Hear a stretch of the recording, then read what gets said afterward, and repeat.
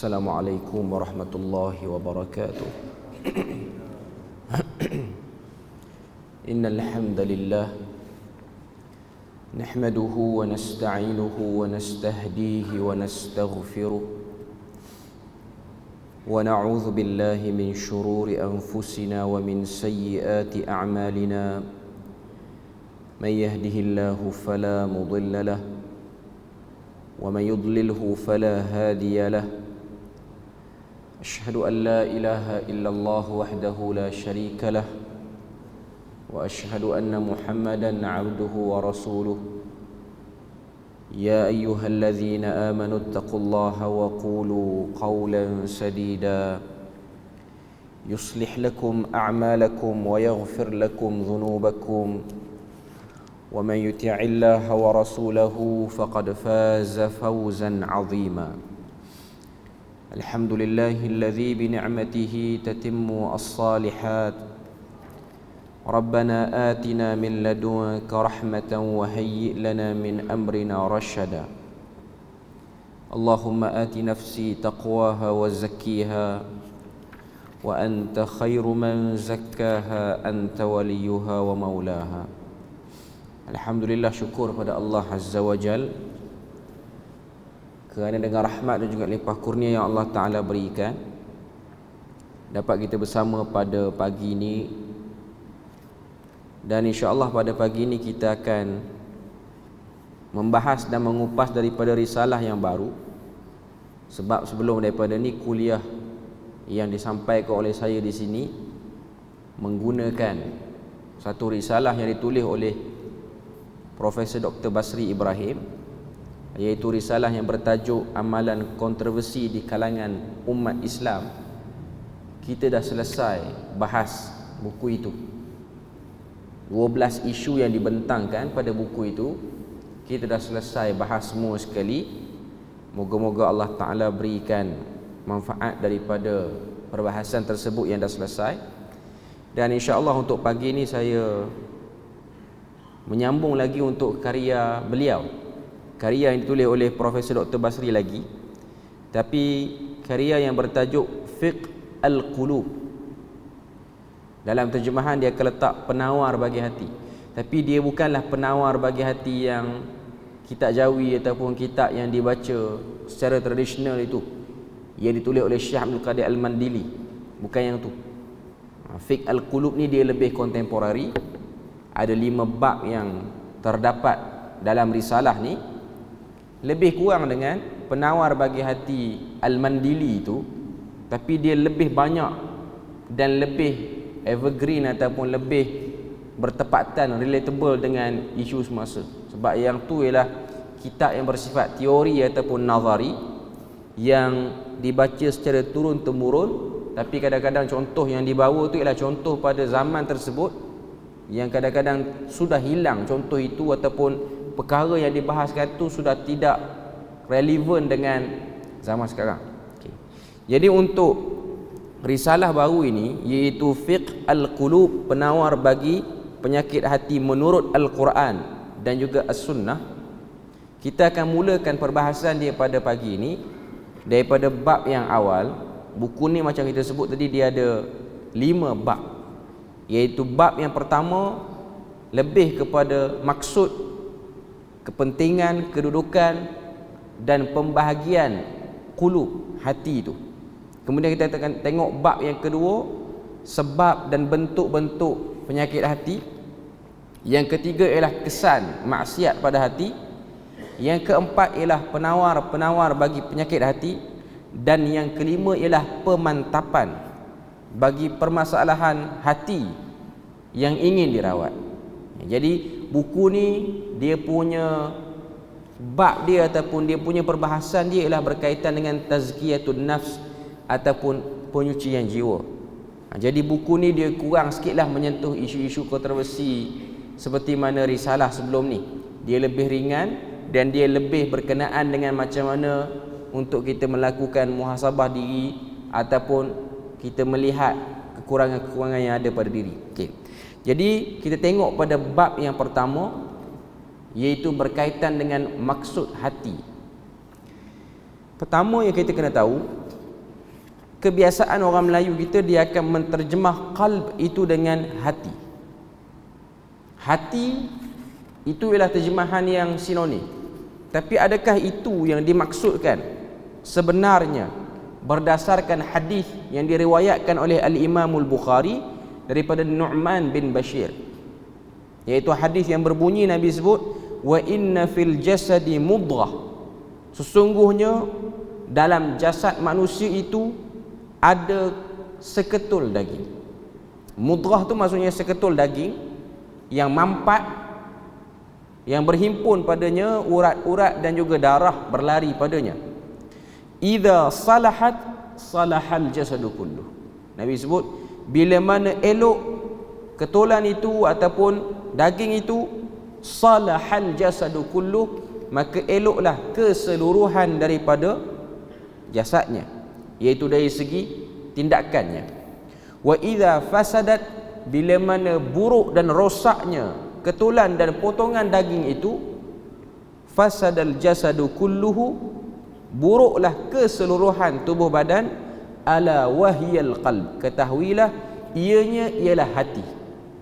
Dalam bahasa Arab, perkataan qalb itu asalnya ialah daripada perkataan qalaba. Qalaba bermaksud sesuatu yang berbolak-balik, sesuatu yang berubah-ubah. Bila mana sebut tentang perkataan qalaba, mungkin kita akan ingat dan kita akan fokus kepada satu doa yang diajarkan oleh Nabi sallallahu alaihi wasallam, yang telah diriwayatkan daripada sahabat, daripada Ummul Mukminin Ummu Salamah radhiyallahu anha, iaitu doa yang berbunyi, ya muqallibal qulub tsabbit qalbi ala dinik. Wahai Tuhan yang membolak-balikkan hati, balikkan hatiku atas agamamu, sebahagian riwayat sebut, dan ketaatan kepadamu. Jadi perkataan qalb itu ianya memberi maksud satu benda yang di situ menjadi pusat, center kepada laluan-laluan dan bisikan-bisikan hati, bisikan-bisikan dalaman, seakan-akan dialog dalaman ataupun disebut sebagai monolog dalaman yang ada dalam hati kita. Itu yang biasanya kita faham. Okay. Kalau kita tengok, bila mana disebut tentang hati ini, ada sebahagian para ulama menyebutkan ianya bukan hati yang kita faham. Sebab hati yang kita faham hari ini, hati yang ada dalam tubuh badan kita ni, ianya ialah kabid ataupun kibdah dalam bahasa Arab.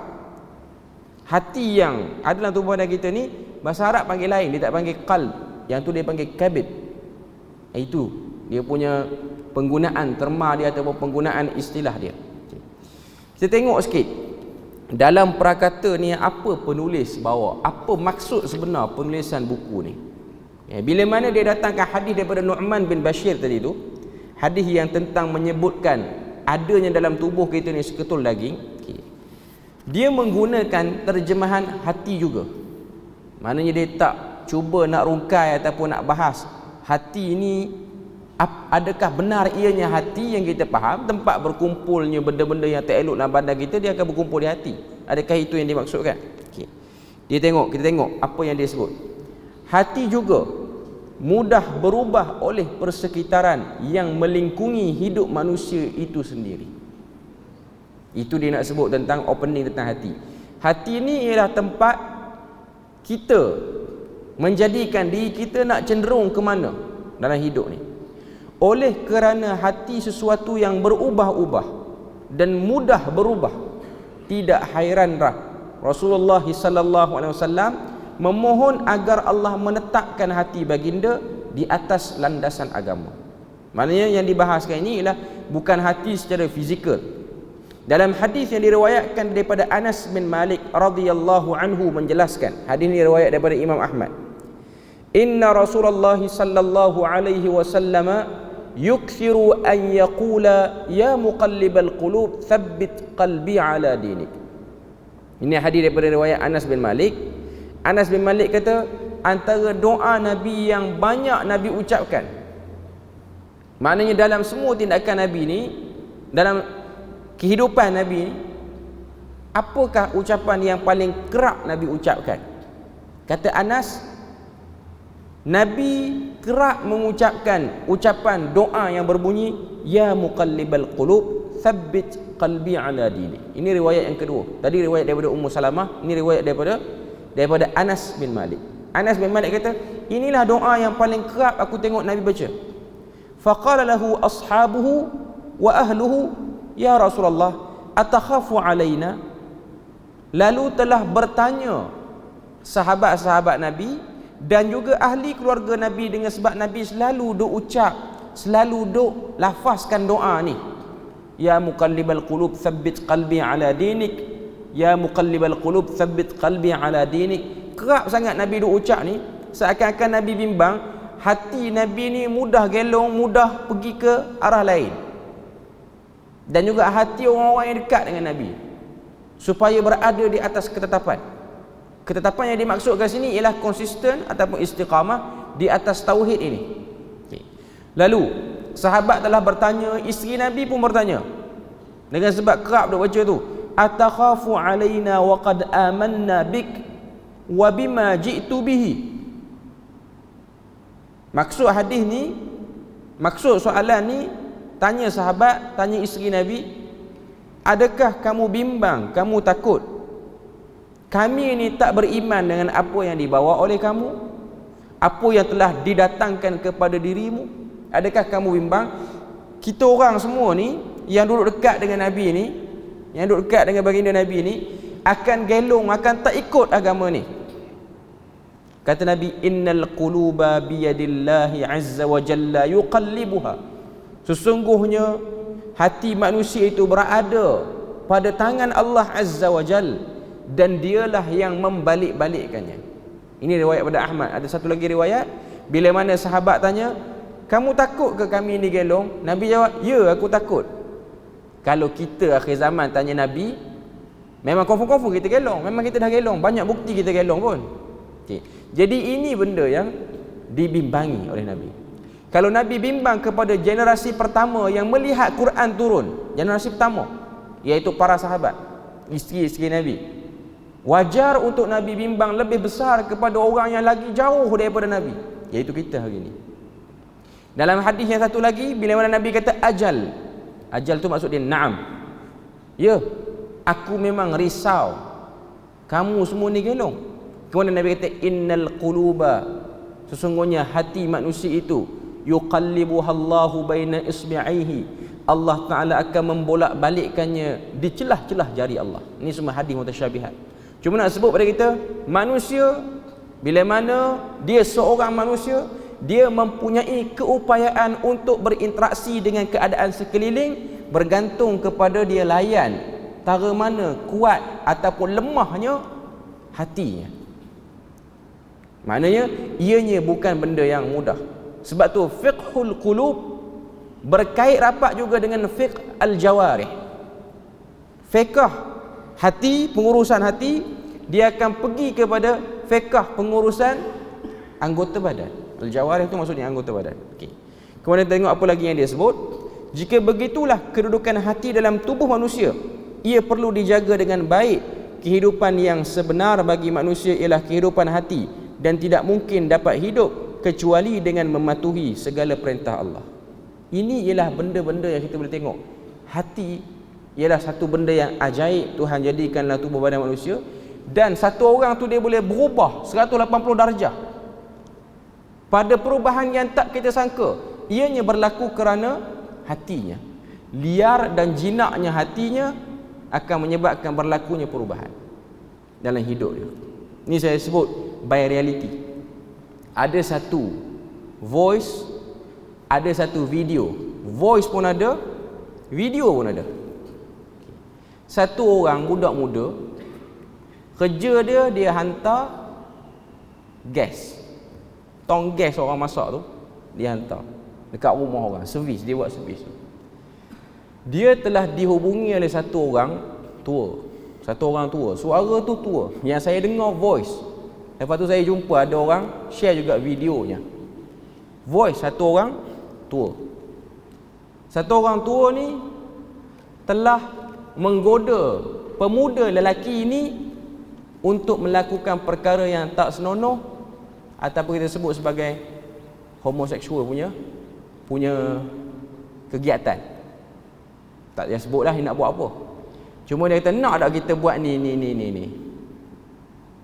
Lepas tu yang muda tu yang bawa tong gas tu, dia kata saya tak buat benda ni kot. Saya tak buat benda ni. Lepas tu jomlah kita buat. Yang tua, sangat tua. Memang yang Piramli sebut tua nak mampus ni lah. Okay. Memang tua betul. Okay. Lepas pada tu pemuda ni dia tanya, "Pakcik tak ada isteri ke?" "Ada." "Isteri pergi mana?" "Isteri tak ada kat rumah."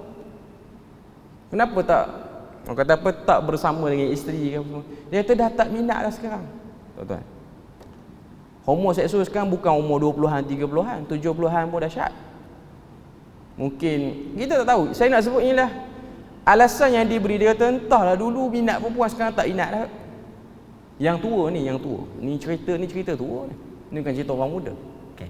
Tapi nak katanya inilah hatinya. Tak tahulah apa yang menyebabkan. Kita terimalah keadaan sekeliling yang menyebabkan boleh jadi macam tu. Okay. Tapi sebab tu ada satu hadis Nabi sebut, orang muda yang berzina, lebih kurang sebab saya teringat je hadis ni, orang muda yang berzina itu normal. Sebab waktu dia, kekuatan dia, gairah dia pada waktu tu. Tapi kalau orang tua yang berzina, abnormal benda ni. Sebab kekuatan dia dah kurang, keinginan dia dah kurang, tapi dia nak lagi benda tu. Sakanlah dia ni. Dia tak boleh buang benda tu. Cuma nak kata, tenaga apa yang menyebabkan dia jadi macam tu?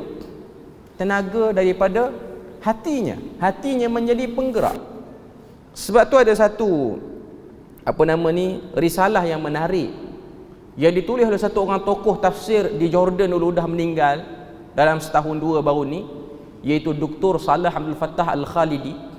Dia ada tulis satu risalah, nama dia Khutatun Barraqah Lidhi Nafsi Tawaqah, iaitu satu risalah ringkas yang menunjukkan kita ni, manusia ni, dia ada satu kekuatan kerana daripada perasaan dalaman dia, keinginan dia nak melonjak lagi. Antara perbahasan awal yang dia sebut ialah tafsir daripada surah Al-Asr, iaitu Wal Asr. Kita biasa akan tengok tafsiran surah Wal Asri ini ialah dengan demi masa ataupun demi masa lah. Banyak khilaf di kalangan para ulama tafsir, adakah Wal Asr itu ialah demi masa ataupun ianya bermaksud demi waktu asar. Ada dua pandangan. Cuma poinnya ialah bila mana Allah Ta'ala sebut innal insana lafi khusr illa alladhina amanu wa amilus salihat. Manusia itu semuanya rugi. Lepas tu ada pengecualian, orang-orang yang beriman. Dr. Salah Abdul Fattah Al-Khalidi dia sebut tentang iman yang duduk dalam hati manusia itu, ianya ialah muharrik. Muharrik ni dalam bahasa Melayu kita akan sebut sebagai enjin, yang menyebabkan bergerak keseluruhan daripada tubuh badan itu. Sebab tu saya teringat video tu tadi. Saya teringat satu lagi peristiwa yang saya pernah lalui dalam bulan Ramadan, waktu awal-awal belajar dulu di Jordan dulu. Bila mana masuk saja bulan Ramadan, saya di Jordan dulu, sempatlah Ramadan di sana.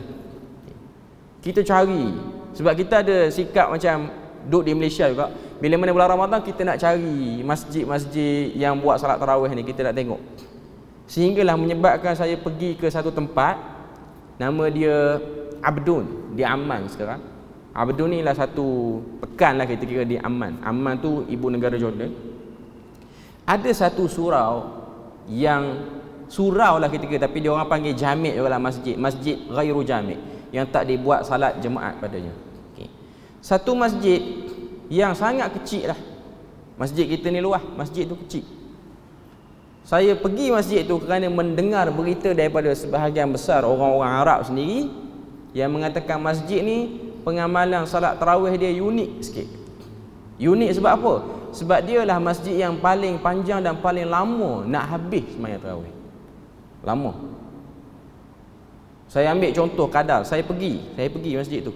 Waktu tu umur muda ni, belah lagi umur, tak masuk 20 lagi. Okay. Saya pergi, Dan kita tengok masjid tu dihadiri oleh orang-orang yang majoritinya saya boleh buat anggaran 60 tahun ke atas. Adalah satu orang dua umur 40 50, tapi kebanyakannya 60. Sebab saya tengok dia orang tarik kerusi dalam saf. Itu kebanyakan orang yang dah berumur lah. Okey. Bila mana salat tu didirikan, contohlah isyak di sana 8.50 isyak. Selesai salat isyak apa semua, pukul 9 suku lah start. Lebih kurang tempat kita lah 9 suku start salat tarawih. Okay. Salat tarawih 2 rakaat yang pertama, dia orang buat 4, dia orang tak buat 8. Itu paling sikit pandangan yang pernah saya tengok. 4 je dia orang buat. Okay. Tapi 4 dia orang lagi dahsyat daripada 23 kita. Okay. 4 dia buat 9 suku untuk rakaat pertama pada 2 rakaat yang awal. 2 rakaat yang awal. 9 suku dia rokok untuk rakaat yang pertama, tuan-tuan agak pukul berapa? Pukul 11.45 rakaat pertama. Rakaat yang pertama sahaja. Saya rokok tu tengok jam, tengok terus jam. Kat pukul 12 dah ni. Tak habis lagi 2 rakaat. Bah dah habis dah. Tak ada dah bah. Memang kena tidur masjid ni dah. Esok baru boleh balik. Habis 2 rakaat sekitar pukul 12.30 ataupun 12.45. Habis 2 rakaat dia. Baru 2. Ni nak tambah lagi 2 kan. Bacaan dia sangat panjang oleh imam yang sedikit berumur. Habis 2 dia rehat lama. Dia rehat dekat 20 minit. Dia rehat 20 minit. Waktu rehat tu, waktu dia bagi air mineral apa semua ni, adalah sikit-sikit kudapan sikit dia bagi. Saya tanya satu orang tua yang duduk atas kursi tu. Dia duduk atas kursi waktu rokok je. Waktu qiyam dia qiyam diri sekali. Dia tak duduk. Dia qiyam. Saya tanya pak cik, tak tanya Melayu lah, tanya Arab lah kat dia. Masjid ni bila buat macam ni? Dia kata munzu 20 sana. 20 tahun lepas duk buat macam ni. Dah buat cik ni bila? Start datang sini. Aku lebih kurang 10 ke 12 tahun dah salat di sini, dan inilah cara aku salat. Saya kata apa? Dia beza dengan yang nak kena hempuk dengan tong gas tu apa dia? Yang tong gas tadi tu dia gila ke lain. Yang ni hati dia kuat. Hati dia tu kuat. Yang tadi tu daripada minat perempuan nak jadi minat lelaki tua. Yang ni dia jadi minat kepada ibadah. Kenapa? Muharrik dia ialah hati dia. Saya kata kita orang muda tak mampu nak buat, tak biasa buat. Itulah salat tarawih terpanjang sekali lah hidup saya buat. Saya tak nak buat dah lepas tu. Dan malam tu lah saya pergi. Esok buat kat rumah je. Tak larat dah. Kena sekali. Tapi saya kata yang tua itu bukan kata dia seorang. Dalam saf tu, masjid tu tak besar. Masjid tu dalam 3 saf lebih. Belakang ada kanak-kanak main-main. Itu biasalah. Dia macam lorong-lorong kecil saja. Tapi dia buat. Dan imam dia sangat mutqin dengan bacaan Al-Qurannya. Tapi dia kata, saya nak sebutnya ialah bagaimana hatinya yang telah memegangnya sehingga dia boleh qiyam lama. Dan 2 rakaat, 4 rakaat yang ditunaikan nak habis dengan witir 1 rakaat tu, semuanya selesai lebih kurang pukul 2.35 pagi baru selesai semua sekali. Pukul 3 suku subuh dah. Dia ngam sampai ke sahur habis. Itu memang sunnah pun. Sunnah ni tak ramai buat. Orang kata, orang yang cakap nak buat sunnah pun balik kurang habis dah kalau buat yang macam ni. Cuma nak katanya itulah hati. Saya nak sebutnya ialah hatinya. Dia memang betul-betul pergi pada objektif qiyam itu ialah memperlamakan bacaan Al-Quran padanya. Saya tengok umur yang lebih kurang 70, 80, tapi kekuatan yang lain macam. Kekuatan tu datang daripada apa? Taqah. Kekuatan tu datang daripada hatinya. Okay. Kita tengok apa lagi yang dia sebut. Dia kata, jika begitulah kedudukan hati dalam tubuh manusia, ia perlu dijaga dengan baik. Kehidupan yang sebenar bagi manusia ialah kehidupan hati, dan hati tidak mungkin dapat hidup kecuali dengan mematuhi segala perintah Allah dan menjauhi segala larangannya. Seorang Islam berkewajipan mengislahkan hatinya terlebih dahulu sebelum mengislahkan tubuh badan zahirnya. Maknanya kalau hati dia elok, dia akan ringan pada benda-benda kebaikan, dan kalau hati dia bermasalah, dia akan cenderung kepada benda-benda yang tak sepatutnya dia pergi. Itu benda, dan itulah zahirnya perbahasan tentang hati. Tidak ada yang bermanfaat kepada seorang hamba pada hari kiamat kelak melainkan kembali kepada Allah dengan hati yang sehat sejahtera, berdasarkan firman Allah Ta'ala surah Asy-Syu'ara ayat 88 dan juga 89, yauma la yanfa'u malun wala banun illa man atallaha biqalbin salim. Hari yang padanya harta benda, anak pinak tak memberi apa-apa pertolongan, suatu apa pun tak akan dapat beri apa-apa pertolongan, sikit pun tak akan dapat beri, kecuali orang-orang yang datang menghadap Allah dengan hati yang selamat sejahtera. Nanti kita akan tengok pada perbahasan akan datang, penulis dia cuba bagikan pada kita pembahagian hati. Yang pertama ialah qalbun salim, yang kedua ialah qalbul marid, dan yang ketiga ialah qalbu mayyit. Itu tiga pembahagian yang kita akan tengok. Bukan kita akan tengok pada pagi inilah, kita akan tengok pada masa akan datang. Cuma saya nak sebutnya ialah ini ialah pembukaan ataupun mukaddimah awal untuk buku ni. Tujuannya ialah untuk kita sedar realiti. Duduk zaman mana, berada pada kemodenan apa pun, manusia tetap kena pandai menguruskan pengurusan hati dia. Pengurusan hati dia. Ini ialah benda yang besar. Satu orang boleh terjebak pada benda-benda yang tak elok, ialah pada hatinya, ialah pada dawafi'. Dawafi' ni maksudnya dorongan dalam hati dia yang menyebabkan dia berani untuk buat benda tu ataupun dia berani untuk tinggalkan benda tu. Ini perkara dan benda yang disebut dalam mukaddimah buku ni. Kemudian didatangkan lagi hadis yang diriwayatkan daripada Abu Hurairah, dan hadis yang juga diriwayatkan oleh Imam Ahmad.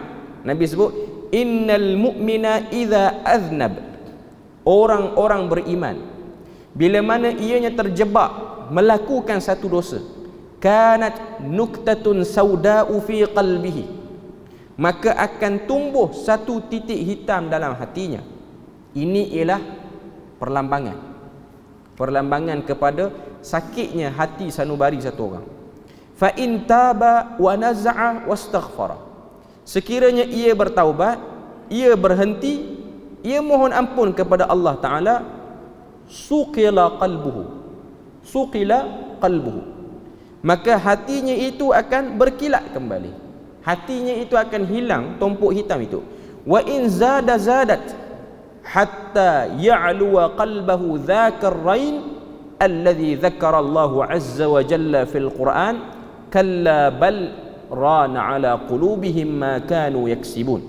Maksud hadis ini, Nabi kata, jika dia menambah lagi dosanya, bertambah hitamlah hatinya sehingga menenggelamkan hati tersebut, sehingga menggagalkan fungsi hati itu, sakit hati itu. Itulah selaput kekotoran yang disebut oleh Allah Azza wa Jal berdasarkan firman Allah Ta'ala surah Al-Mutaffifin ayat yang ke-14.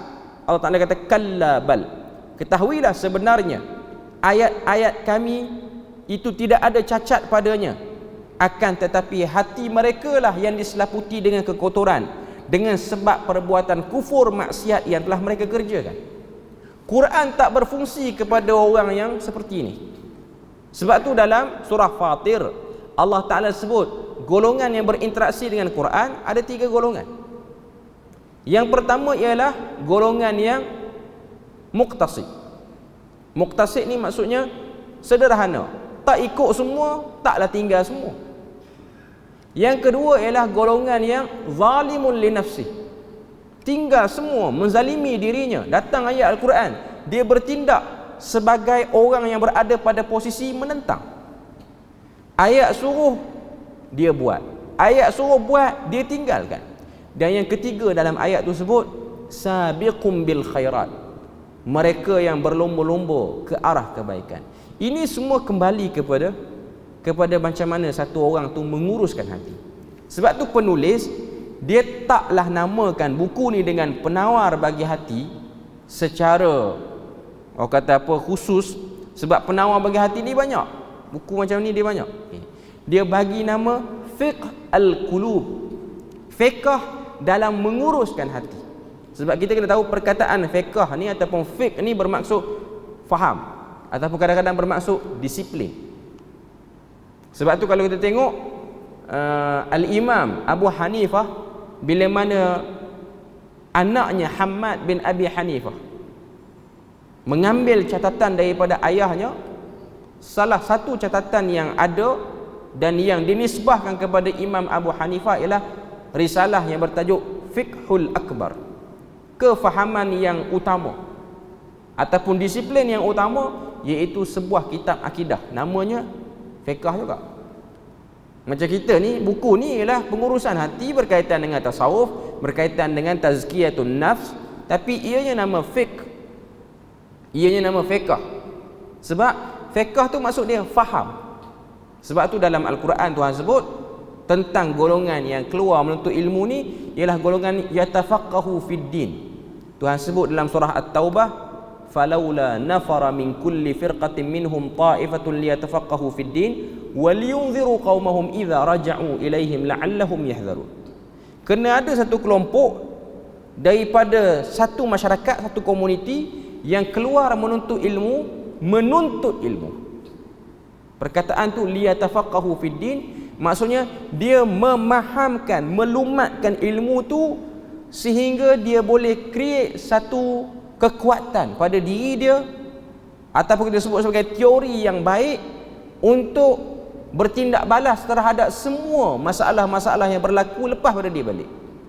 Orang yang belajar agama ni ialah orang yang belajar teori agama, kemudian dia balik, dia selesai, dia nak tatbikkan ataupun dia nak praktikkan amalan itu ataupun teori itu dalam bentuk amalan. Okay.